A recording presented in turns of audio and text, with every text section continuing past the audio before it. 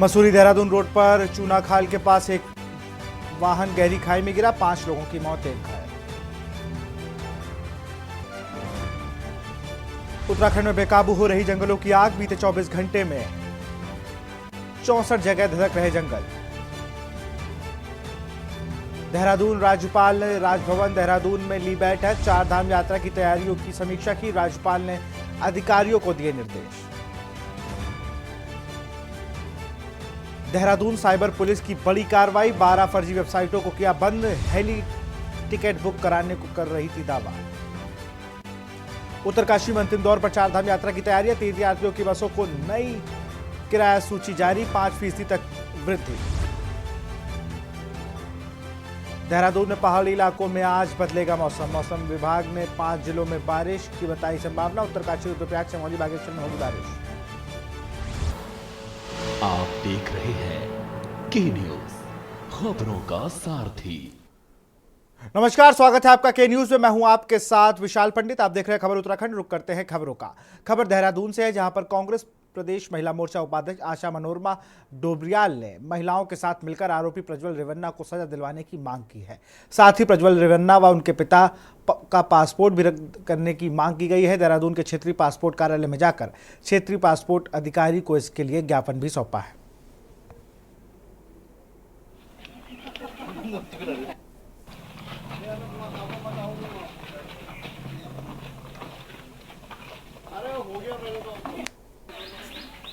देखिए, ये प्रतिवेदन माननीय विदेश मंत्री महोदय को संबोधित है और तत्काल इसको मैं संबोधित माननीय को अग्रेसित कर दूंगा। जो भी अपेक्षित कार्रवाई उनके स्तर से बनती है नियमानुसार। देखिए, आप लोग बहुत अच्छे से जानते होंगे कि किस तरीके से हमारे देश में महिलाओं का अपमान हुआ है। आप बहुत अच्छे से देख सकते हैं कि 3000 महिलाएं कम नहीं होती। 3000 महिलाएं में नाबालिग बच्ची भी हैं। जिस तरीके से प्रज्वल जी कहते थे कि मैं कांग्रेस में बीजेपी का परिवार हूं, मैं मोदी जी का परिवार हूं कहते थे, उन्होंने महिलाओं की बिल्कुल इज्जत को तार किया है और रेप का मामला सामने आया है। आज इसी को लेकर हम लोग यहाँ पे पासपोर्ट ऑफिस आए हैं, विदेश मंत्रालय को ज्ञापन भेजा है हमने आज। और देहरादून शहर में स्थानीय डेयरी विक्रेताओं द्वारा गंदगी फैलाए जाने की शिकायतों पर नगर निगम एक्शन मोड पर नजर आ रहा है, जिसके चलते मुख्य नगर स्वास्थ्य अधिकारी डॉक्टर अविनाश खन्ना ने अपनी टीम के साथ देहरादून की 16 डेयरी स्थलों का औचक निरीक्षण कर कार्रवाई करते हुए कुल 69,000 रुपए का चालान किया।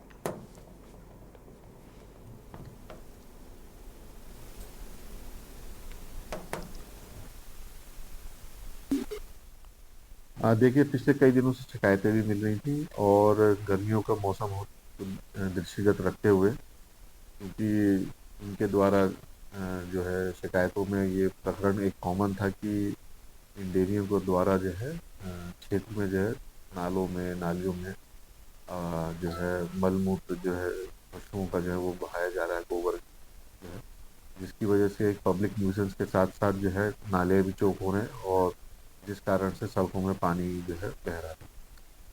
प्राय देखने में आता है कि इससे जो है गंदगी की वजह से न केवल बदबू अपितु जो है कई प्रकार के जो संक्रामक रोग है उसे भी फैलने का डर रहता है।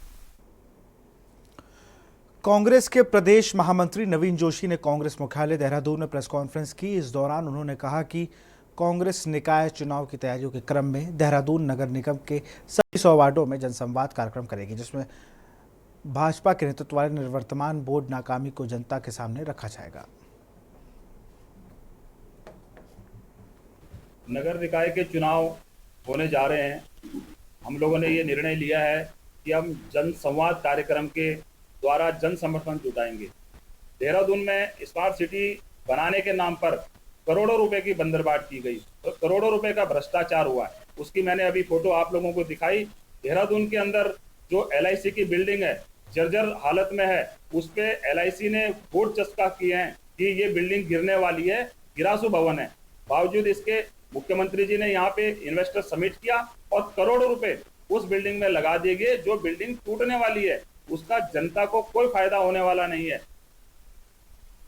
राज्यपाल retired lieutenant general Gurmeet Singh Raj Bhavan Dehradun में चारधाम यात्रा की तैयारियों की समीक्षा की। इस दौरान राज्यपाल ने अधिकारियों को चारधाम यात्रा के सुचारू संचालन और फीडबैक के साथ रिपोर्टिंग के लिए एक एकत्रित डैशबोर्ड बनाने का निर्देश दिया है। राज्यपाल ने पर्यटन, परिवहन, स्वास्थ्य और पुलिस विभाग के अधिकारियों से अब तक की तैयारियों का ब्यौरा लिया। राज्यपाल ने कहा कि चारधाम यात्रा की ड्यूटी सुबह 9 बजे से शाम 5 बजे तक वाली ड्यूटी नहीं है, बल्कि इसमें प्रत्येक अधिकारी एवं कर्मचारी को पूरे समर्पण भाव से कार्य करना होगा।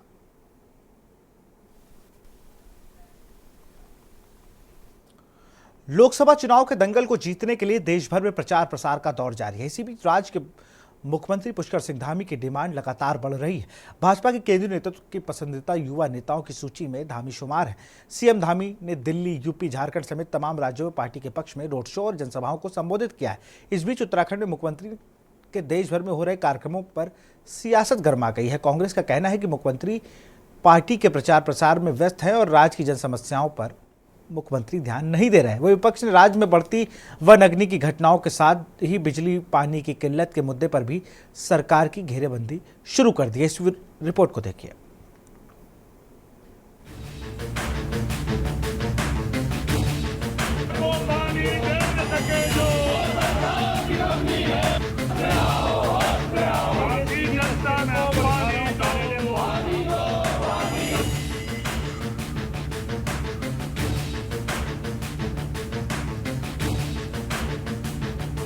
देश भर में लोकसभा चुनाव के लिए प्रचार प्रसार जोरों पर है। 7 मई को लोकसभा चुनाव के लिए तीसरे चरण की वोटिंग होनी है। चुनाव की घड़ी नजदीक आते आते प्रचार और गति पकड़ रहा है।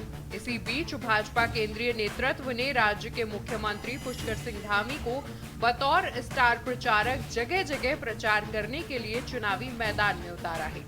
भाजपा केंद्रीय नेतृत्व के पसंदीदा युवा नेताओं की सूची में धामी शुमार हैं। सीएम धामी ने दिल्ली, यूपी, झारखंड समेत तमाम राज्यों में पार्टी के पक्ष में रोड शो और जनसभाओं को संबोधित किया। इसी बीच उत्तराखंड में मुख्यमंत्री के देश भर में हो रहे कार्यक्रमों पर सियासत गर्मा गई है। कांग्रेस का कहना है कि मुख्यमंत्री पार्टी के प्रचार प्रसार में व्यस्त है और राज्य की जन समस्याओं पर मुख्यमंत्री का ध्यान नहीं है। उत्तराखंड में जल संकट है। आप शहरी क्षेत्रों में आप देख लीजिए कि जगह जगह जो है जल की समस्या से जो है वार्ड के लोग जो है जूझ रहे हैं और पूरे महानगर में ही जो है बहुत बुरी स्थिति है। हमने तो पहले भी प्रेस कॉन्फ्रेंस करके सरकार को चेताया था कि अभी गर्मी की शुरुआत है और शुरुआत में ये हालात हैं तो बाद में क्या हालात होंगे, अभी से जो है सावधान होना चाहिए। प्रशासन को चाक चौबंद नजर आना चाहिए, लेकिन कोई भी गंभीरता जो है प्रशासन के स्तर पर देखने में नजर नहीं आ रही है। और पूरे प्रदेश में आप देखिए वनाग्नि ने जिस तरीके से उत्तराखंड के पर्यावरण को नुकसान पहुंचाया है, उत्तराखंड की वन संपत्ति को नुकसान पहुंचाया है और सरकार जो है हाथ पे हाथ रखे बैठी रही, कहीं गंभीर नहीं दिखाई दी। मुख्यमंत्री दूसरे राज्यों की चिंता तो करते हुए नजर आए, लेकिन जिस प्रदेश की जनता ने उम्मीद के साथ उनको चुन करके प्रदेश का मुख्यमंत्री बनाया, वहाँ के ना उनको जंगलों की फिक्र है, न जनता की फिक्र है और केवल बातें हो रही हैं, अखबारों में हेडलाइनें छप रही हैं और धरातल पर कोई जो है आपदा प्रबंधन नजर नहीं आ रहा है और जंगलों में आग पहले की तरह लगी हुई है। देखो, विपक्ष की परेशानी इसको लेकर के नहीं है। विपक्ष की परेशानी जिस प्रकार से जो माहौल पूरे प्रदेश और देश के अंदर भारतीय जनता पार्टी के पक्ष में खड़ा हुआ है और हमारे प्रदेश के मुख्यमंत्री की छवि जो लगातार पूरे देश के अंदर वो स्टार प्रचारक में इनको केंद्रीय नेतृत्व द्वारा लिया गया है और जो उनकी छवि पूरे देश के अंदर बढ़ी है, लोकप्रियता जो उनकी बढ़ी है, उस कारण कांग्रेस में छटपटाहट है।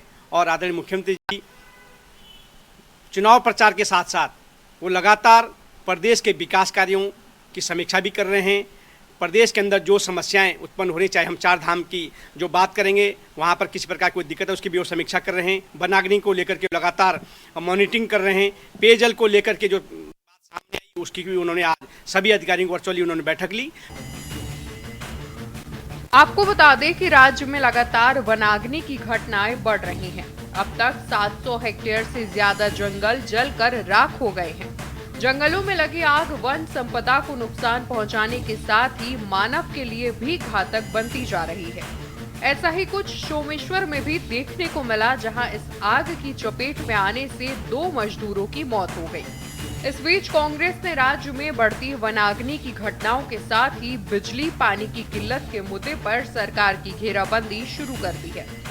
कांग्रेस ने पेयजल कटौती के विरोध में जल संस्थान का घेराव कर सरकार के खिलाफ जमकर विरोध प्रदर्शन किया। वहीं इन तमाम मुद्दों को देखते हुए मुख्यमंत्री ने उच्चाधिकारियों की हाई लेवल मीटिंग बुलाई। बैठक में जंगलों में लगी आग की रोकथाम, बिजली और पेयजल संकट को दूर करने पर चर्चा की गई है। मंत्री जी ने आज ये बैठक करी वर्चुअल मोड में और उन्होंने निर्देशित किया 3 महत्वपूर्ण चुनौतियां जो प्रदेश के समक्ष हैं, फॉरेस्ट फायर्स, पेयजल की किल्लत और चारधाम यात्रा की व्यवस्थाएं। और सभी जिले यहाँ पर उपस्थित थे, जिलों के सभी अधिकारी और राज्य स्तरीय सभी अधिकारी भी उपस्थित थे। तो जो भी निर्देश माननीय मुख्यमंत्री जी ने दिए हैं उनका हम लोग 100% अनुपालन करेंगे। 1 सप्ताह बाद फिर से हम लोग समीक्षा करेंगे कि आज जो निर्देश मिले हैं वो कहाँ तक उनकी कंप्लायंस हुई है। फॉरेस्ट फायर्स के लिए सभी लोग मिल के काम करेंगे, जन जागरूकता पे विशेष ध्यान दिया जाएगा, क्योंकि लोग जो आग लगाते हैं पिरूल में या खेत की पराली में, उसी से जंगल में आग फैलती है। तो आप सभी के माध्यम से मेरा अनुरोध है सभी निवासियों से उत्तराखंड के कि कोई भी आग ना लगाए। इस समय कोई भी आग की एक चिंगारी होती है तो बहुत तेजी से जंगल में फैलती है, उससे बहुत ज़्यादा धुआं और प्रदूषण होता है और सभी को कठिनाई होती है। देखिए, गर्मियाँ शुरू हो गई हैं तो कुछ क्षेत्रों में लो प्रेशर की समस्या हो गई है और कहीं कहीं पर कई बार ट्यूबवेल सपोज नहीं चल रहा है, बिजली नहीं है तो शाम तक ठीक होगा, तो एक टाइम की सप्लाई डिस्टर्ब हो जाती है। तो गर्मियों में तो सबको चाहिए ही पानी, तो इसीलिए ये लोग यही कंप्लेन कर रहे थे थोड़ा कि एक तो प्रेशर कम हो रहा है और सेकेंडली कहीं कहीं पे जो हाइट वाले इलाके हैं उसमें पानी कम पहुंचता है। तो हमने यही बोला कि जो लास्ट वाले एंड पॉइंट हैं अगर उन्हें प्रॉब्लम होती है तो वो हमें बताएं, हम उन्हें टैंकर भेजें, क्योंकि वैकल्पिक व्यवस्था में विभाग के पास टैंकर ही एक ऑप्शन रहता है। पूरा देहरादून महानगर इस समय पेयजल के संकट से जूझ रहा है। राजपुर से लेकर के और आशा रोड़ी तक, कुठाल गेट से लेकर के और हर्रावाला तक, शहर का कोई इलाका ऐसा नहीं है जहां पानी का संकट ना हो।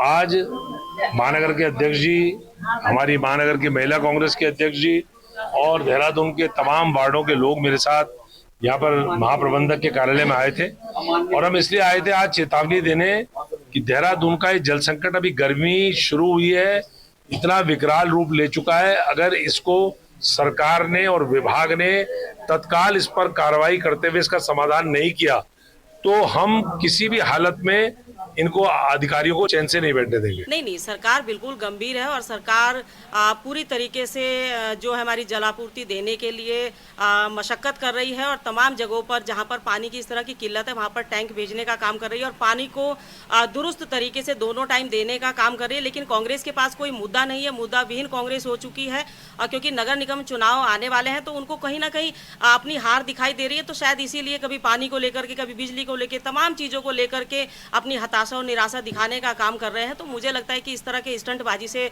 नगर निगम चुनाव वो जीत नहीं सकते हैं, उनको मेहनत और धरातल पर जाकर के काम करना पड़ेगा।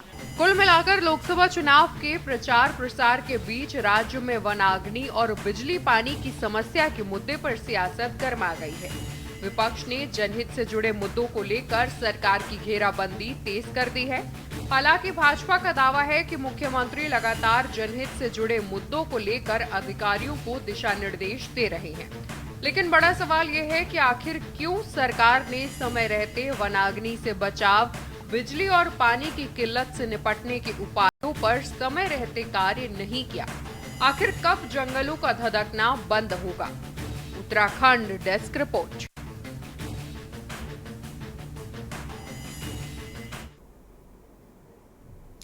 देश के अंदर एक बार फिर कोरोना वायरस को मात देने वाली वैक्सीन को लेकर चर्चाएं शुरू हो गई हैं। कोरोना वायरस से भी खतरनाक वैक्सीन को बताया जा रहा है। वैक्सीन को लेकर देश में घमासान है और जहां विपक्ष ट्वीट कर देश के प्रधानमंत्री नरेंद्र मोदी को घेरने की कोशिश कर रहे हैं। इस रिपोर्ट को देखेंगे, लेकिन एक छोटे से ब्रेक के बाद आपका स्वागत है। देश के अंदर एक बार फिर कोरोना वायरस को मात देने वाली वैक्सीन को लेकर चर्चाएं शुरू हो गई। कोरोना वायरस से भी खतरनाक वैक्सीन को बताया जा रहा है। वैक्सीनेशन को लेकर देश में घमासान है, जहां विपक्ष ट्वीट कर देश के प्रधानमंत्री नरेंद्र मोदी को घेरने की कोशिश कर रहा है, तो भारतीय जनता पार्टी के नेता विपक्ष पर ही सवाल खड़े कर रहे हैं। क्या है पूरा मामला, इस रिपोर्ट में देखें। एक बार फिर देश के अंदर कोरोना जैसा हाहाकार मचा हुआ है और इस बार कोरोना वायरस से नहीं बल्कि वैक्सीन से मचा हुआ है, जहां वैक्सीन को लेकर विपक्ष देश के प्रधानमंत्री मोदी पर हमलावर है। अपने ट्विटर अकाउंट से वैक्सीन का साइड इफेक्ट को देश के प्रधानमंत्री नरेंद्र मोदी की लापरवाही बता रहे हैं। कोई ट्वीट करके साइड इफेक्ट से हुई मौत पर मुआवजे की मांग कर रहा है, तो कोई वैक्सीन का श्रेय साहब का और साइड इफेक्ट के जिम्मेदार नेहरू जी लिखकर मोदी का मजाक बना रहा है। तो कोई लिख रहा है वैक्सीन के साइड इफेक्ट। ये बातें तो खुद वैक्सीन कंपनी ने भी कही हैं। मोदी को मिला चंदा, जनता को मिला हार्ट अटैक। आम आदमी पार्टी के नेता संजय सिंह ने भी अपने ट्विटर अकाउंट से ट्वीट कर भारतीय जनता पार्टी को घेरने की कोशिश की है।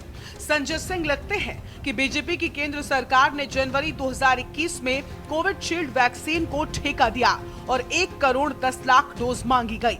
इस समय इसका दाम 150 रुपए था। इसके बाद जब ये वैक्सीन बाजार में आई तब इससे हाहाकार मच गया और मार्च 2021 में दुनिया के कई देशों ने इस पर बैन लगा दिया। मार्च 2021 में जब पूरी दुनिया इस वैक्सीन पर बैन लगा रही थी, तब हमारे प्रधानमंत्री फिर से इसी कंपनी को 10 करोड़ डोज का ऑर्डर दे चुके थे। उन्होंने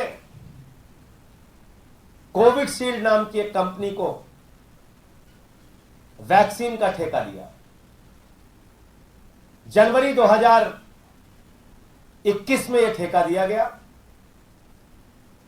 और 1 करोड़ 10 लाख डोज इस कंपनी से मांगी गई। उसका दाम रखा गया 150 रुपए।